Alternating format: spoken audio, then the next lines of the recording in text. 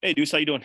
Hey, Good. I asked Dan this too, but obviously you guys have dealt with some adversity this year, but he's talked about, for the players that are going to be here next year, having gone through that has kind of helped build that foundation for what you guys are trying to build. Just your thoughts on kind of this season, and I know you still have one game remaining, but just everything that you guys have gone through this year. How is that going to make you guys better coming out the back end of it? yeah, I really don't want to dive in to the full season, but I understand where you're coming from. I think that's for a later date. Just kind of really want to focus on the Packers. But, when you just look at some of the games and some of the things we did go through, it shows how resilient this team is. It shows how many fighters we have on this team. All of them have been fighting, and all of them are fighters. And I think that's key when you talk about changing the culture and building grit. So, like I said, don't really want to dive into that too much. That day and time will come, but I understand where you're coming from. And maybe just to follow up to that, just speaking specifically of this week, what do you want to see from your room just in terms of finishing this season strong and giving you guys some momentum going into this offseason as a collective group of running backs? Yeah, and I think you just kind of hit on it. It's just all about finishing. And that's what I want to see, just not only from the running backs, just the full team. Want to go out there and play every play, want to finish every play. And these guys are up for that challenge, man. They want more. And you see it in their eyes and doing the installs. You see it in their eyes out there at practice. They're still practicing hard and finishing plays in practice. Now we have to get that to translate over to the game field. Thanks, Deuce. Thank you. Jeremy? Hey, Duce, thanks as always for the time this year. What up, Jeremy? I wanted to ask you about Jamar Jefferson. First of all, the way he's practiced this week, do you think there's an opportunity for him to play on Sunday? You said who again? I couldn't hear you. I'm sorry. Jamar Jefferson. Oh, yeah. You never know. You never know. I tell you what, he's been working hard. That's one of the things you've seen over since we started. He's always been working hard and learning. One of the things that I challenge the young backs with is just continue to learn the game. And learning the game sometimes comes from you picking up the remote to learn how to watch film. And that was one of the things I made sure that he kind of wrote down in his little notebook. He has to continue to learn. Now, out on the practice field, he's finishing, he has energy, he enjoyed going to work, he enjoyed learning and running the cards for the defense. So when you see that and you're able to go also turn the film on and go back and watch Pittsburgh, turn the film on and go back and watch some of the stuff he did in preseason, I tell you, the ceiling's high. So I'm excited for the kid's future. Who knows when he'll play? What's your message to a guy that we talked about some of the frustrations, he's had in the past, seeing other guys maybe get opportunities, Godwin and Craig. What's your message to him, I guess, going into the offseason so that, I guess he keeps his confidence high and maybe has an opportunity next season? Well, I was always taught competition at the position coaches. It's nothing like competition. And for him to get that opportunity to go out there and play Pittsburgh, he has a good taste in his mouth. So if I'm him, I'm working to get back to that. Now, along the way, a couple of things happened. A couple of guys got injured, other guys stepped up. And that's the nature of the business. It's always the next man up. So now he needs to be working on how he could be the next man up. Makes sense. Mike? Yeah, Deuce. This is about Dan. You've had a close relationship with him for this year, the coach. How is the way he has carried himself this year contributed to getting the buy-in from the players and the message you guys are trying to get across? I didn't hear that last part. Can you say that again? I'm sorry. Yeah, with Dan, how is the way he's carried himself throughout this season helped get across the message that you guys are trying to get across? Oh, true leader. Culture, the whole thing, yeah. Yeah, true leader.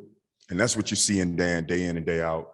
He comes to work, and I tell you, man, he comes in with a chip on his shoulder because he wants to win. There's no ifs, ands, or buts about it. And he puts in the work every day.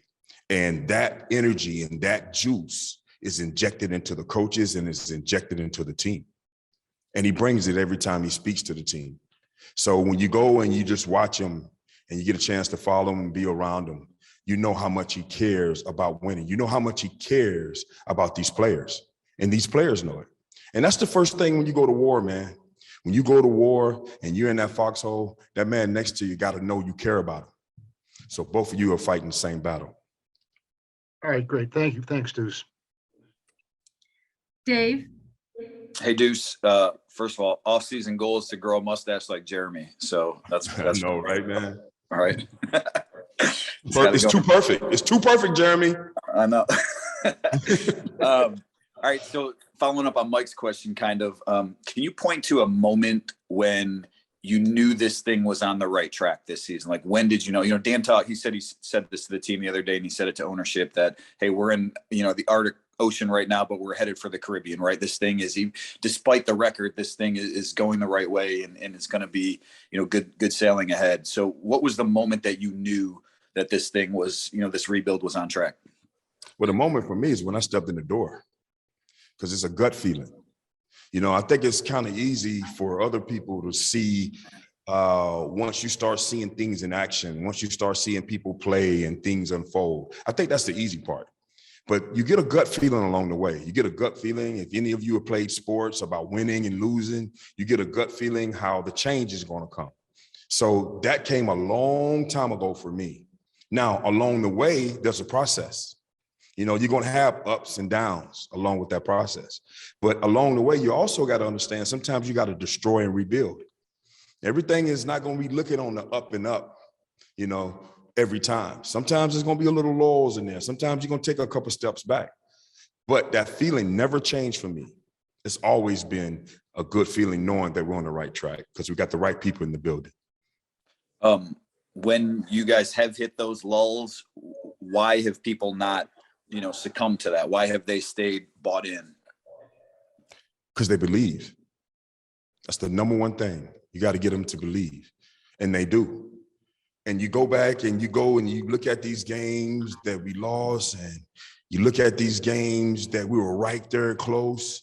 A lot of times when you go and you lose the way we have lost, it's hard to get them back up to fight again. Not this team, because once again, they believe, and that's Dan. That's about Dan. I mean, he's the one who sets that tone. Without a doubt, every day. Okay. Thank you, Duce. Thanks for your time this year too. Thank you. time for one more, Eric. Hey, what's up, Duce? How you doing, man? Hey, Eric, how you doing? I remember actually before the season and just talking about, looking at Lions history and looking at the position of running backs here. And, since Barry left, that's kind of been an Achilles heel, like, just Lions running backs. And looking at what you've been able to do this year, you got 9 guys, rush 20 plus yards this year, setting the team record. Some of the things you've been able to do with these guys. How much of a challenge was that for you to get the most out of this room? Did you look at history at all, or was that motivation or challenge you to get the most out of these guys? Because we haven't saw this type of attack in so long, and for you guys to have a strong running game, how much of a challenge was that for you this year to get the most out of guys? Yeah, and that's the goal every year. The goal every year is for us to continue to set goals running the ball, because we want to make sure we impose our will on this league. And we want people to know we're going to run the ball. We're not shying away from it. But now that goes back to OTAs and it goes back to camp, because you got to set the tone. And, with limited padded practices, not being able to hit like we once did when I played, stuff like that, the mentality comes from setting it in your mind. And that's what these guys did. And I give a big props to the O-line and the running backs, because they were able to get in there and work together and achieve that goal. Now, you got the bullseye on your back, because people know you can run the ball a little bit. They start to stack the box and they get creative also. Well, that should never change your way of thinking and what you want to do and how aggressive you want to be as offense. And I'm pretty sure when I speak about running the ball and continuing to run the ball, I'm speaking for us as a whole. That's what we want to do, and that's who we want to be.